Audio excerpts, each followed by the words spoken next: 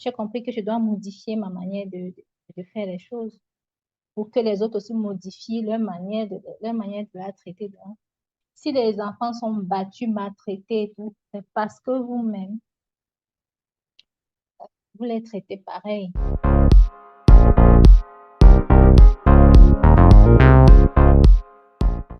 Exact. Voilà, donc ce serait bien de commencer comment on dit, à chouchouter vos enfants. Et on a souvent tendance à dire qu'en Afrique, c'est tout le village qui éduque l'enfant, mais on a dit éduquer, pas bastonner. Tout un village qui va bastonner un enfant, il ne va pas s'en sortir. Quand on dit éduquer, comme est dans l'éducation, ce n'est pas la chicotte. Ou bien ce n'est pas que la chicotte pour ceux qui sont adeptes de la chicotte. Imaginez tout un village qui va taper sur un enfant, qui va insulter un enfant. Il ne deviendra pas un homme d'honneur, une femme d'honneur, une femme de... Non. L'éducation, c'est autre chose. C'est aussi la bienveillance. C'est aussi se chouchouter là. C'est aussi porter l'enfant. Quand il tombe, savoir que oui, l'enfant peut faire une erreur. C'est dur pour nous qui avons grandi que l'erreur n'est pas admise. Machin. Quand tu fais l'erreur, c'est parce que tu as voulu. Voilà, tu fais une erreur parce que tu as voulu. Et prenons juste un exemple. Dans une maison, il y a 10 personnes tapent un enfant, 10 personnes insultent un enfant. Combien font un village? Donc, l'éducation du village, ce n'était pas la bastonnade, ce n'était pas la réprimande. C'était bien autre chose et c'est bien qu'on commence à restaurer ça. L'enfant qui va faire moi, j'ai eu une voisine qui est venue, qui est venue se plaindre de ma fille, que ma fille a fait telle chose, telle chose, telle chose. Quand elle a fini de parler, je lui ai dit, c'est tout. OK, au revoir. Au revoir. Elle voulait que je fasse quoi? Ce à quoi on s'attendait, c'est que je reprenne ma fille devant elle, je lui ai dit, non. Déjà, ce que tu reproches à moi, je sais que ma fille ne fait pas ce genre. Bon, je lui ai même pas répondu. Dans ma tête, c'est que non, ma fille ne fait pas ce genre. Je la vois pas en train de faire ça. Et même si elle l'a fait, vraiment, c'est pas. Je ne te dois pas de la reprendre pour que tu sois satisfait. Laisse-moi gâter mon enfant. L'univers, l'environnement, un jour aura l'occasion de la réparer si elle est gâtée. Et c'est comme ça, parfois, quelqu'un se plaint de l'enfant, vous l'avez déjà battu, vous l'avez déjà... Non, l'enfant peut être qu'il est... Bon, bref, je ne vais pas justifier, mais taper un enfant systématiquement parce que les gens se plaignent ou parce qu'on veut montrer que on veut en faire un homme droit, une femme de valeur, c'est le détruire, franchement. C'est le détruire.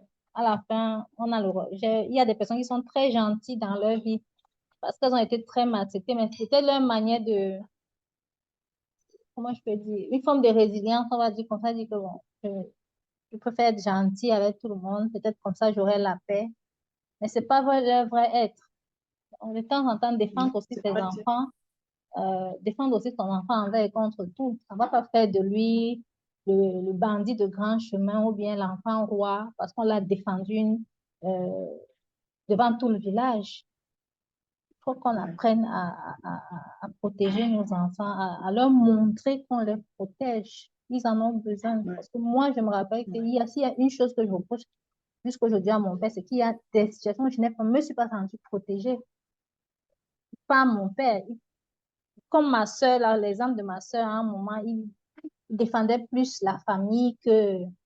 Peut-être les parents se disent que mon enfant va me pardonner, mais ma famille ne me pardonnera pas. Mais ton enfant, c'est ta famille Maillon aussi. faible. Oui, maillon Maillon faible, comme faible. tu dis. Bon, apprenons aussi à aimer nos enfants, à les chouchouter, à donner, parce que c'est comme ça que les autres vont les traiter, je pense. Non, tu as dit des choses vraiment super, super importantes. Euh, Déjà, moi, le terme éducation, j'ai un problème avec. Mais ça, c'est l'objet d'une vidéo entière. Je pense qu'on n'éduque pas nos enfants. Et j'ai un problème avec ce terme. On les accompagne à être les êtres qui sont. Enfin, on est censé les accompagner à être des êtres qui sont, sauf que nous, on les éduque. Et derrière ce terme, pour moi, ça me donne beaucoup de choses qui me correspondent, qui ne vont pas. Et il y a aussi ce fait que, justement, pour qu'ils soient bien perçus, parfois, on ne les protège pas. Hein. C'est-à-dire que, comme cette dame qui voulait que tu agisses encore en sa présence, alors que déjà, elle, sûrement, elle avait déjà, ne serait-ce que par sa manifestation, il y a de fortes chances que ta fille avait déjà ressenti que ça n'allait pas. Et donc, il fallait après que tu corriges ta fille devant elle et tout. Et tu parles du fait que ton père, dans cette situation, ne t'a pas protégé. Et donc, tout ça, c'est encore des situations où euh, se sentir sécure une fois adulte est difficile. On est des êtres peureux qui ressentent régulièrement de la peur. On n'est pas sûr de soi. Une fois de plus, on revient sur la confiance en soi. On n'est pas sûr de soi, on se sent insécure. Et du coup, ah, si je ne prends pas tel travail, ah, je vais mourir de faim, ah, je ne vais pas pouvoir. Ah, on a l'impression que, voilà, le souffle de vie, là, c'est le travail qui nous le donne. Non, c'est pas ce travail-là qui te donne le souffle de vie. C'est Dieu qui te l'a donné, il te le reprendra quand il aura décidé. Mais tant que tu es vivant, c'est pas un truc à l'extérieur qui te fait vivre. C'est ça que je veux dire. Mais on n'a pas cultivé ce sentiment de sécurité intérieure, donc on est très insécure, facilement insécure dans plusieurs situations. On se sent vulnérable, du coup, on ne sait pas trop quoi faire. Et quand on est dans ces états-là, évidemment, les choix qu'on fait sont portés par la peur Ouais. et pas par l'être que nous sommes. De grandes chances que ce soit des choix qui ne soient pas utiles pour nous quand on était dans ces moments-là, de cette façon-là, pour ces raisons-là. Et le dernier point sur lequel je te rejoins complètement, même si je te rejoins sur pratiquement tout, hein, juste le mot éducation nous fait un peu tiquer, c'est que les autres vont traiter ton enfant ou tes enfants comme tu les traites. Ça, je suis complètement d'accord avec toi. Et j'aimerais, comme, parce que le sujet il est très vaste, Ouais. mais il y a deux autres points sur lesquels j'aimerais quand même qu'on aborde. Si c'est OK pour toi, si on peut avancer sur d'autres points. Euh, je ne comprends pas très bien. Je souhaiterais qu'on Est-ce que a... c'est OK pour toi qu'on avance, qu'on aborde deux autres points par rapport aux droits des enfants? Oui, Deux autres droits. deux autres droits. Si tu les mets sur la table, parce que je t'ai dit, moi, je les ai pas dans la tête là. Mais quand tu parles au fur et à mesure, ça me vient. Bien Ouais. sûr, puisque l'idée ici, c'est d'être dans le quotidien. Ce n'est pas de faire un cours théorique où on va se mettre à citer ta. Non, non, non, on est vraiment dans le quotidien, dans quelque chose de pragmatique, en fait, pour que les choses puissent avancer dans les maisons afin que nous ayons des sociétés beaucoup plus viables, beaucoup plus désirables. Et moi, il y a un autre droit, c'est le droit au jeu. Ça, Ah, c'est quelque chose qui me tient tellement à cœur, tellement à cœur. Parce que je crois que le jeu, le plaisir que ça apporte, euh, ça fait, ça développe des choses à l'intérieur de nous. Et en particulier pour les enfants, quoi. C'est incroyable, ça développe leur imagination, leur créativité. Moi, en tant qu'adulte, encore aujourd'hui, il y a des moments où je vais écrire un livre sur ce que le jeu m'apporte. Parce que je joue beaucoup. Et à chaque fois, je vois tout ce que ça m'apporte, tout ce que je comprends beaucoup de choses de la vie à travers les jeux. Beaucoup de nos interactions, parfois, c'est même, là, je parle juste des jeux, même juste sur le téléphone, hein, je ne suis pas en train d'envoyer les gens jouer sur le téléphone, surtout pas. Mais à tous les endroits, je vois tellement ce que le jeu m'apporte. Moi, je me dis, il faut que j'écrive dans le livre, il faut que j'écrive dans le livre. Le jeu, c'est une source d'inspiration, c'est une source de compréhension, c'est... Et de moment, je joue et puis je perds et je vois ma réaction intérieure, je me dis, mince alors. Je suis là juste en train de jouer mon téléphone. Je vois là comment je le vis mal, alors que je suis sur mon téléphone. Alors tu imagines quand tu es en interaction avec les autres, comment tu vas vivre certaines frustrations, certaines situations qui vont te frustrer et qui vont apporter. Bref, il y a un tel apprentissage de la vie dans les jeux, c'est juste incroyable. Moi, je vois comment je manque de patience, je veux que telle chose arrive vite et tout. Et c'est ça qui se répercute dans la vraie vie. Et après, on va bousculer les gens et après, bref, je ne veux pas à détailler tout ce qui se, voilà, toute la suite, mais pour dire que le jeu, si on s'observe dans le jeu, et quand on joue avec les autres, on observe aussi les autres, mais déjà soi-même, c'est tout un programme. Et alors, chez les enfants, ça prend une autre tournure parce que les enfants, un enfant, il peut jouer toute la journée, quoi, ça ne va pas le déranger. D'ailleurs, tu as des parents qui disent, ah, celui-là, si c'est pour jouer, tu vas le voir jouer toute la journée, mais tant mieux, c'est un enfant. J'ai envie de dire, parce qu'on apprend énormément dans le jeu. On apprend la vie dans le jeu. Et tant que les parents ne comprennent pas ça, c'est compliqué. Et en plus, comme je disais, ça développe beaucoup l'imaginaire et donc la créativité. Et Mm. ce n'est pas la créativité qu'on apporte de l'innovation. Parce que si tu ne fais que faire bien ce que d'autres ont fait, où est l'innovation dedans? Où est la nouveauté? Qu'est-ce qui va nous faire avancer? Tu ne fais faire que ce que d'autres ont fait. Tu ne fais faire que de la répétition. Mm. Et le jeu est un moyen fort pour, euh, pour cultiver cette créativité. Ah oui, Donc ça, je je suis, voulais... je suis d'accord avec toi dans ce que tu dis. Moi, par contre, mon rapport au jeu, il est différent parce que pendant que tu parlais, j'étais un peu en train de me voir enfant. Je pense qu'après mes 10 ans, je n'ai plus joué. Et pour certaines raisons, j'avais, à partir de 9 ans, j'avais complètement perdu l'estime de moi-même. Et les jeux, généralement, ils étaient collectifs. Et je suis devenue, je ne sais pas si c'est le bon terme, un peu kinesthésique. Je n'aimais pas qu'on me touche. On pose les mains sur moi. Donc, il y avait des jeux euh, où il y avait un jeu en particulier que j'aimais beaucoup. Les gens s'alignaient derrière toi et tu te jetais, ils te rattrapaient. Et trucs, on disait que ça aide à travailler la confiance. Il y avait des jeux il fallait sauter à la corde. Et moi, j'étais un peu en surpoids à cet âge-là. Je faisais toujours l'objet de commentaires, de trucs. Donc, je me suis très vite, très, très vite éloignée du jeu dans mes 10 ans. Je, 9 ans, 8 9 ans, 10 ans, je ne jouais plus beaucoup pour certaines raisons. Et ce que ça a eu comme impact, c'est que j'ai pas eu beaucoup d'amis dans ma vie. Je peux en compter une que j'ai eue, avec laquelle je suis encore aujourd'hui. Je l'ai eu connue à mes 16 17 ans.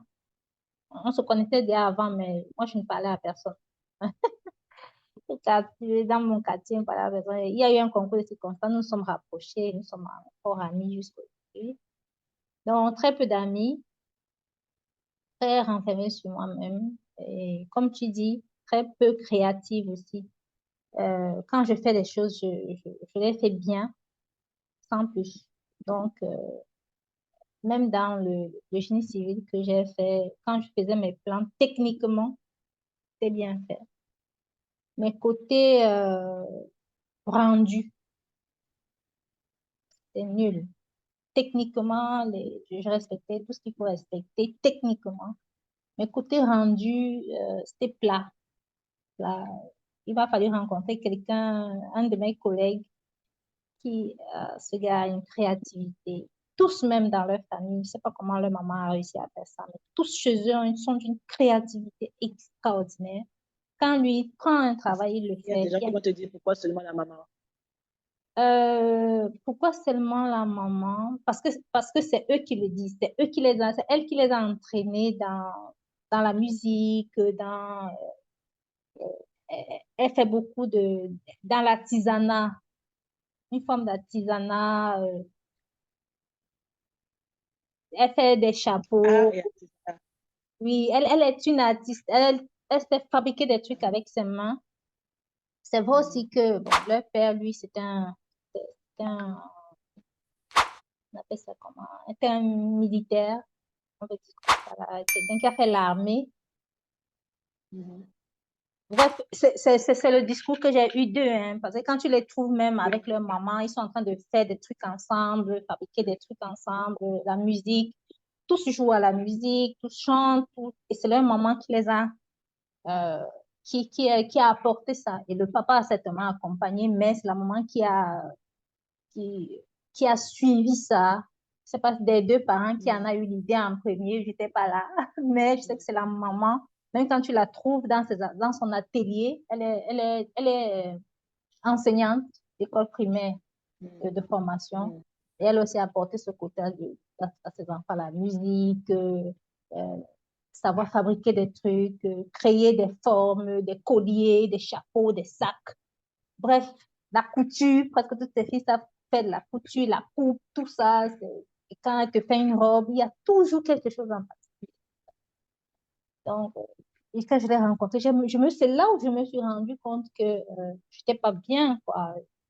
Je pensais que j'étais top, top, top, parce qu'à l'école, je faisais partie de ceux qui dessinaient le mieux. Mais quand j'ai rencontré ce jeune, je dit, il y a quelque chose chez moi, quelque chose chez moi il a quelque chose que je n'ai pas, en fait. Et voilà. J'ai très peu joué dans ma vie. Jusqu'à présent, il y a des téléphones qui viennent automatiquement avec des jeux, mais tu me trouveras sur aucun jeu. Je sais pas jouer téléphone, manette, je sais pas. Ça fait pas partie de mon truc, quoi. Peut-être des jeux éducatifs, parce qu'il faut, tu vois, il faut que ce soit important. Par exemple, le jeu que tu as appris dernièrement au Pan-African Awards, où il faut, à partir de certains indices, trouver un pays. Oui, là, on magnifie l'intellect et tout, la mémoire, mais jouer pour s'épanouir, je ne sais pas. Très tôt, 10 ans, je ne jouais plus beaucoup. Donc, ça a eu cet impact sur moi, là. Et je n'ai pas su mm, apporter ça à ma fille aussi. J'ai toujours été contre les poupées. Déjà, mes parents n'ont jamais acheté de mm, poupées parce que c'est un truc que ça ne m'intéressait pas du tout, la poupée. Ma maman a acheté une fois, on a cassé ça très vite. Elle a compris qu'il ne faut pas revenir avec ça. Donc, je vois que j'ai eu la poupée une fois, j'avais moins de... C'était dans les 6 ans. Et puis, jamais eu de poupée de toute manière. Ma mère a vite compris qu'il fallait sortir ça de ma vie. Donc, moi-même, je crois que j'ai jamais acheté de poupée à ma fille, mais elle en a eu parce que quelqu'un lui en avait acheté. J'ai toujours essayé d'acheter des trucs comme le Scrabble, le Monopoly, les jeux, aller s'amuser avec les autres enfants. Je crois que quand elle a atteint le point 1, j'ai commencé à être réfractaire à ça. Quand elle était plus petite, oui, elle allait jouer, elle avait son club d'amis qui lui a appris beaucoup de choses. Beaucoup de choses. J'ai une anecdote, elle est même en train de rire. Ma fille, dans ses 3, 4 ans, 5 ans, hein, je pense, elle était très maniaque, donc elle aimait être propre. Et quand tu la laves le matin, là, tu rentres le soir, tu la trouves toujours propre. Elle a eu un club d'amis. Elle a un club d'amis. On avait des voisins qui ont eu des triplets, qui sont nés la même année.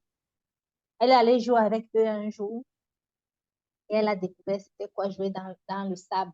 Quand elle est revenue, elle avait le sable juste pose. Elle est venue, elle s'est plantée devant nous. Elle a mis la main aux hanches. Elle a mis un poster pour nous montrer comment elle était sale. On a crié, et elle était contente. Elle était contente. C'est comme si elle venait de découvrir quelque chose qu'elle n'avait, qu'elle avait loupé. Il fallait qu'elle se rattrape. Et depuis ce jour-là, quand elle sortait jouer, on s'arrangeait à lui mettre des vêtements. Vous savez, du genre garagiste, quand tu es en train d'aller au garage, on sait que c'est irrécupérable. Donc là, elle a découvert avec ses enfants-là qui avaient autre chose qu'être toujours propre, droit, machin. Elle s'est amusée. Elle s'amusait vraiment. Mais après, je crois, après le coup moins un, la classe de coup moins un, j'ai vraiment commencé à être réfractaire et ça fait en sorte qu'elle n'a pas aussi beaucoup d'amis. De ce que je sais, elle n'a pas beaucoup d'amis. Et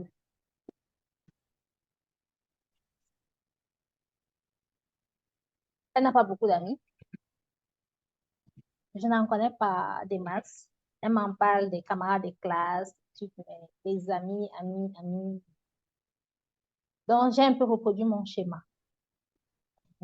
Côté créatif, par contre, elle aime dessiner. J'ai aussi essayé de tuer ça. Pour moi, c'était école, école, école. Elle dessinait beaucoup des modèles. Elle a voulu apprendre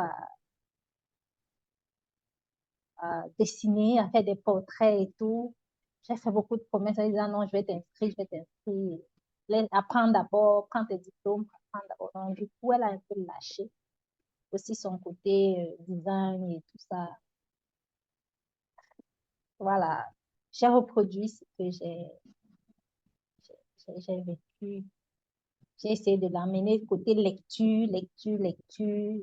Comme moi, j'ai un moment plongé pour, c'est pas pour certaines raisons, j'ai plongé dans la lecture, mais c'était pas son truc, c'est pas vraiment son truc. Et aujourd'hui, je comprends qu'elle peut lire à son rythme, elle peut prendre un livre, elle le lit sur un an. Le jour, elle peut lire, elle lit. Le jour, elle ne peut pas, elle ne lit pas. Elle peut fabriquer. J'ai des perles à la maison que j'ai achetées, donc elle peut se fabriquer des colliers. Elle est très créative aussi, hein. Elle essaye d'être créative aussi de ce côté-là. Mais j'ai pas aidé. J'ai vraiment pas aidé. J'ai essayé de reproduire mon schéma. Quelque part, ça a marché. De casser ce côté ludique là. Je l'ai vraiment cassé parce que c'est des choses que j'ai pas connues. Après 10 ans, je ne sais plus. Entre 8 et avant que je n'arrête de jouer entre 8 et 10 ans, c'était déjà horrible d'aller jouer avec les autres. Très compliqué. 3 mois, j'ai arrêté.